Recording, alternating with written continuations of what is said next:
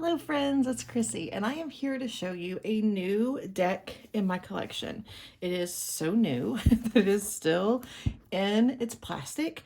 My husband today was going close to campus. We live in Lexington to get a haircut, and he was going to pick up lunch while he was out, and one of our indie books slash witchy slash I don't even know how to explain social media. If you're local, let me know. I would love to hear your input. But I knew he was going to be close, and I had just ran across this deck in a Facebook group, and I was like, ooh, if they have this deck, pick it up. Not thinking they would, because I've never seen this deck before. I've never seen any sort of walkthrough. I know nothing about this deck other than it's clear, and somebody in a Facebook group earlier today had mentioned it. So let's open it and do a little tour. So the outer box is cardboard, and we have a magnetic opening here. I think these might be some pretty big cards. We'll see. Here is the guidebook. Okay, the cards are only half size. That makes them much more manageable. And then we have, I guess a little spread cloth here. Take up the other half of the box. I'll get the box out of the way. We'll take off the sleeve around it, and we'll go ahead and put this overlay to the side as well. So first thing to notice is, because these are completely plastic and transparent, there is quite a bow to these cards right away.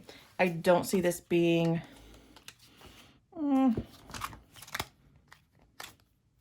I'll lay something flat on top of them to see if I can get them to balance, to lay back flat.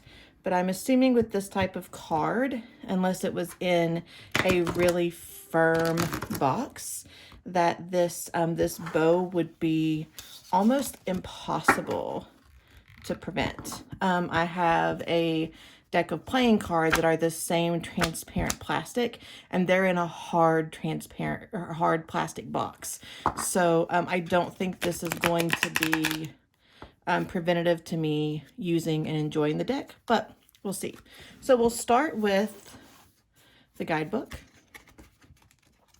I will break the spine on my own, because I know that makes some book lovers uncomfortable. There's a preference, an introduction, and what we have is what is tarot, evolution of the tarot, what makes this deck special, and how to care for your cards. And then it looks like we have a descriptor of each card, and then so we have some nice spreads and other uses for the cards.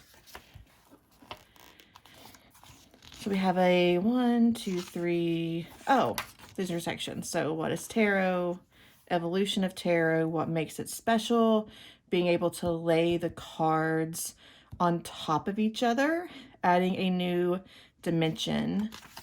I'm very excited about this. Caring for the cards, stored flat, wrapped in their cloth, silk. I will definitely lay a heavy crystal on top of mine to weigh them down and see if I can get them to unbow a little bit. And then we have card meanings. So I just opened to the Hierophant, a description of the image, the meaning of the card. Wow, so this is 4 pages for a major. So 3 to 4 pages for the majors, and then the minors have just a little bit. Oh, this is the kings in general.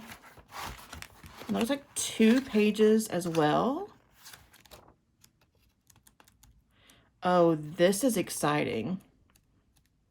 So I'll show you what I saw here. So for the,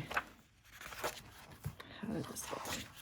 So the kings are all in the center of the card, facing right. The queens are in the center of the card, facing left. The knights are facing outward in the four corners. And then the pages, so the knights are kneeling, they're teenage or so. And then the pages are kids in the corners. I like this. So then at the end, the last section of the book, the guidebook, is how to use the cards, how to shuffle.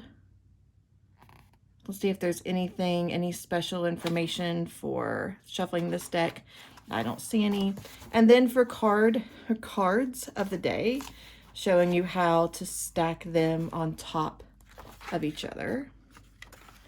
And then here showing progressions, how to lay them partially on top of each other in spreads and see what that looks like. This is going to be really exciting.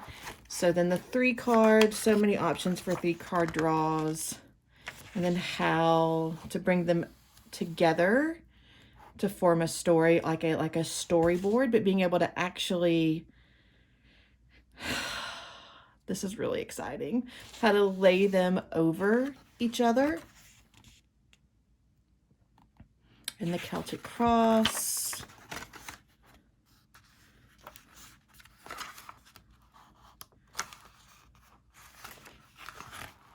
And then combining them with other decks, laying them over in that way. Oh, friends, this is going to be fun. And then this is really, really nice. I'll see how this jives with me. But keywords back here. This is exciting. So I am actually going to get the silk cloth back out of the bag. So there's a little more, a little clearer of a background than my slightly yellow table for as much of a flip through as we do. So we'll just start with the full, and I don't know if you can see this. I'm gonna go ahead and lay this here so you can see what cards are stacked. So these are the majors 1 through 6 stacked together. And then here we would have the ace through 8 of wands. So the majors are along the top. The wands are along the left. All of the majors are along the left. But the suit, okay, so the numbers are on the left and the suit is on the right. So you can see the pinnacles over here on this side. They didn't stack up right. Let me see if I can put the wands back where they belong real quick. I have a feeling with this deck, not a lot is going to be real quick.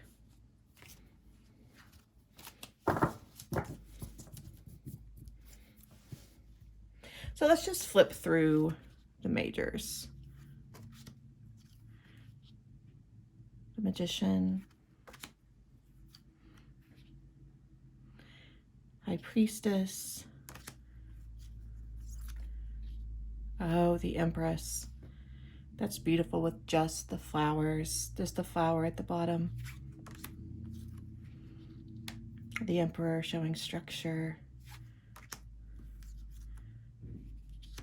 The Hierophant is a tree.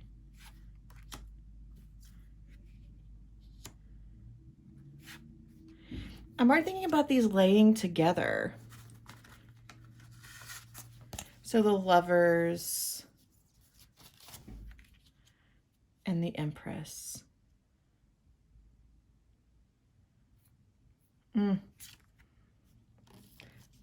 I'm not going to try to keep these in order much longer. I can already tell this is going to be a losing battle, even through the flip through the Chariot. Oh, Justice at 8. I'm a Strength at 8 girl, but I can deal with that.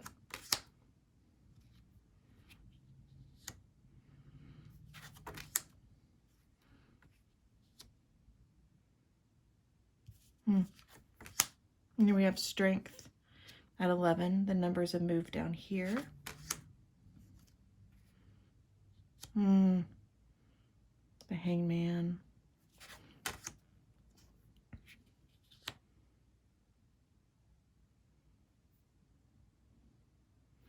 So now I want to bring Death in with the Fool.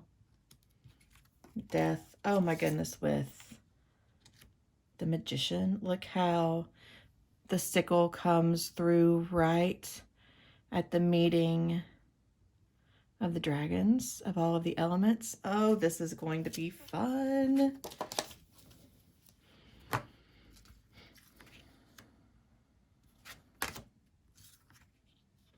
I like this devil. I really like that devil.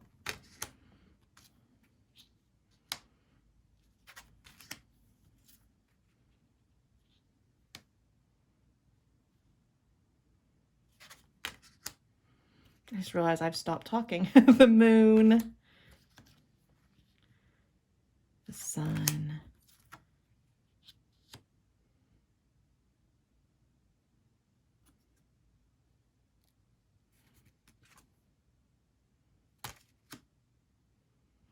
These are beautiful. And then we go into the Wands.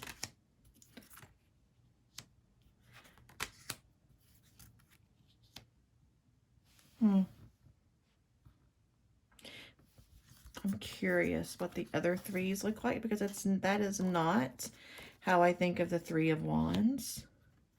But it looks like we're going rogue here, friends. But the Three of Wands and the Three of Cups look very similar with the three characters and the raising of. But the Three of Pentacles, wait. But the other suits don't follow that same imagery. When I lose the Three of Cups, remind me I put it up here.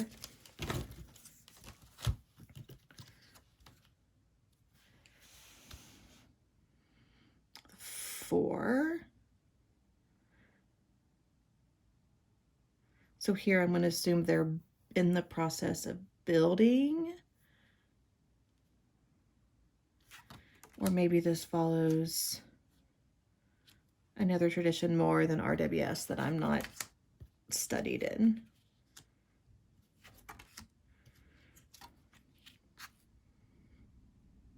I like that 7. I really like this 8. Okay, I really like this 8 of Wands and this imagery of riding the wands that are moving too fast. So the imagery in a lot of decks, in the Curious Creatures in particular, is being chased by the wands, where this is more flying with the wands. This feels a little more Quidditch and moving with the energy as opposed to being pushed forward by it. I like this. I like that representation a lot. Oh, that's where the world went. I was confused because, in case you didn't notice, we had 20. And I'm like, well, this is Judgment, and where is the world? The world was over there because Chrissy obviously got the cards out of order, as she did. The 9 and the 10 of Wands. I already now want to stack the 10 of Wands with, let's look at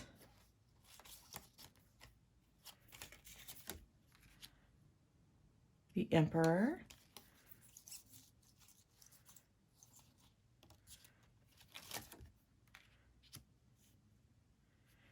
And the Hangman.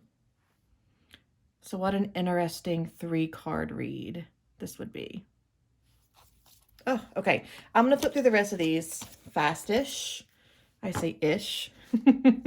So that we can play around with a little bit of a reading. The page, the knight, the queen, the king. And then we have the cups.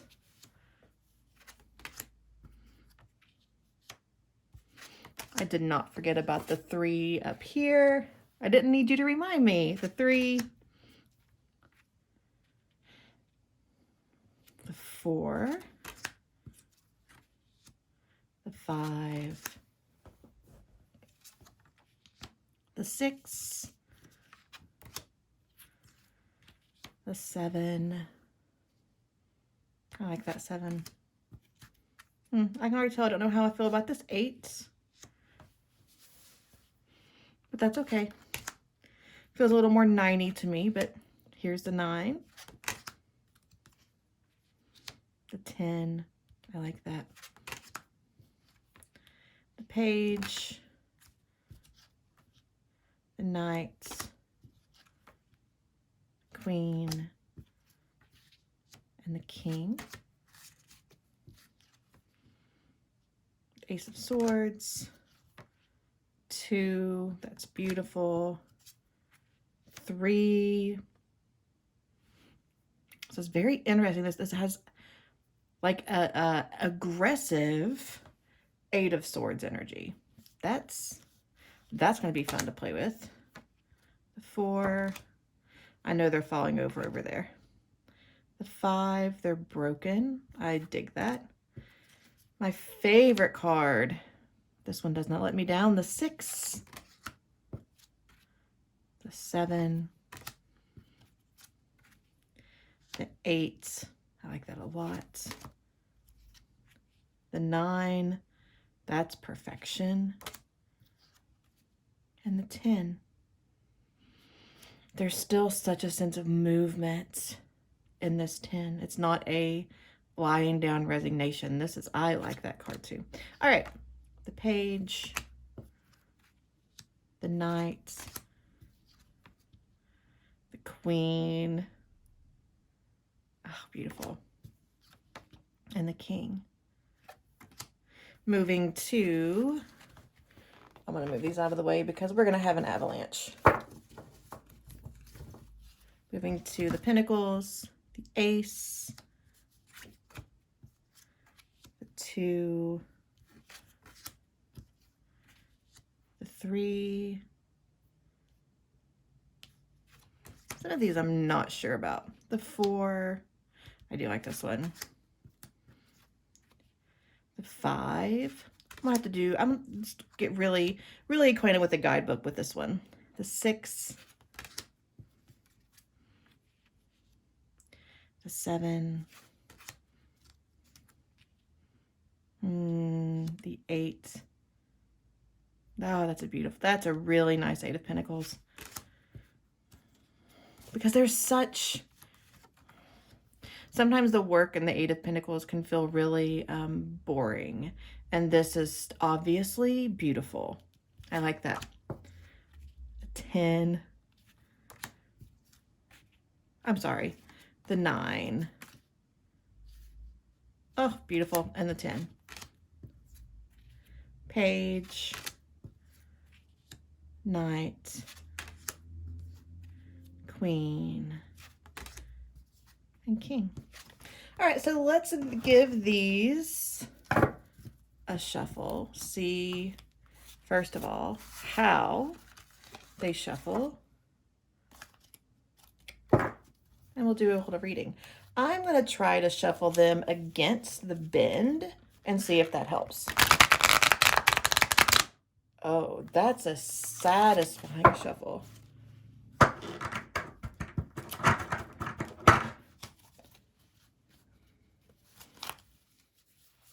Let's see if I can. Oh, I can reach them this way. Oh, that's a lovely bend.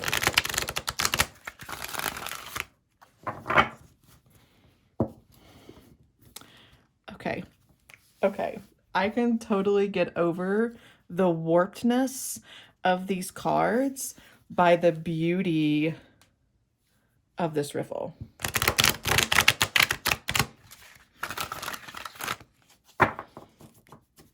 That is a very, very pleasing sound. Now, one thing I can already tell is I'm gonna really have to pay attention to not put cards in upside down. Although I guess it really wouldn't matter, because if I flip it back side up, I can just flip it over. It'll still read the same.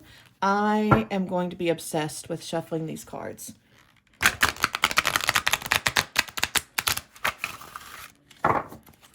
Oh, this is...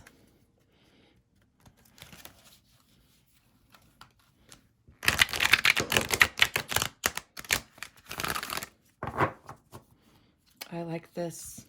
Although overhanded, they do clump together quite a bit.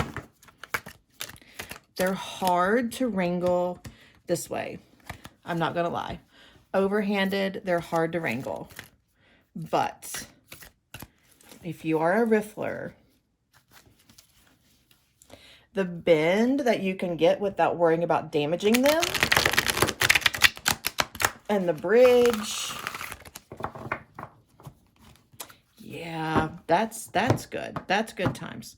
All right, so just a 3-card, a theme, something to release, and something to embrace. So for our current spot, we have the 9 of Swords. Something to embrace in this energy is the 8 of Cups. And something to release is Strength. You know what? I'm gonna ignore how all of that went, and we're just gonna pile them on top and see what we see. So what I see here, so we have the Chariot with 2 different ways of looking at things. And the energy of the Chariot is to pull in various interests, to pull in various possibilities, and to stay focused on the goal, on the achievement. Seeing the 9 of Swords, that one way we could go here is to become stuck in the overwhelm, to become stuck in this energy of anxiety, to let our thoughts distract us and pull us down. Where the other way we could go is, oh my gosh, friends, is the 8 of Cups. So this recognition that we have to leave behind things that used to work in order to move forward. We have to step out of being okay to step into being great. And seeing how we can bring these two together to work together. Both our anxiety and discomfort with where we are, and knowing that we have to leave positive things behind to move forward. Those are the 2 energies that we're looking to balance and harness and pull together as we move forward with this Chariot energy, this focused energy. And then I'm gonna go ahead and throw another card on here to look at how we do this. What is the what is some guidance on how we bring this anxious energy and this moving on energy together? Like how do we do that?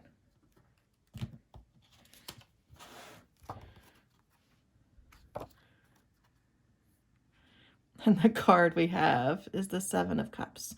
I'm going to pull it down a little bit so it's easier to see. And I'm actually going to put it in the middle. Being able to identify all of our options. Being able to look at all of them and take our time, take our thoughtful time to determine which direction we want to go next. Some of these cups are easy route. Some of these cups make things way too hard. Some of them are guaranteed success, but at what expense? Some of them are possible success, but with really life-affirming risk. So the way that we bring together the energy of our thoughts running a little too wild and being reluctant to step away from what is good to move toward greatness is to really take the time to be in, to sit with, to look at all of our options. And to not let this forceful, this right now energy of the Chariot, not let that be overpowered by the time that we need to take. I am totally, in case you all couldn't tell, I am totally smitten with this deck. So this, my friends, again, is the Transparent Tarot by Emily Carding. My copy came from Special Media in downtown Lexington, Kentucky, downtown-ish campus. I went all Wood Songs there with my downtown Lexington thing. If you know Wood Songs, bless you. I'm assuming it's available where decks are sold. But yeah, definitely today was a good lesson in checking with your little your little indie places for all decks, Thank you all so much for hanging out with me today. I hope this was useful. I cannot wait to play more with this deck. All right, I'm going to stop fidgeting. Have a great day, and I'll see you next time.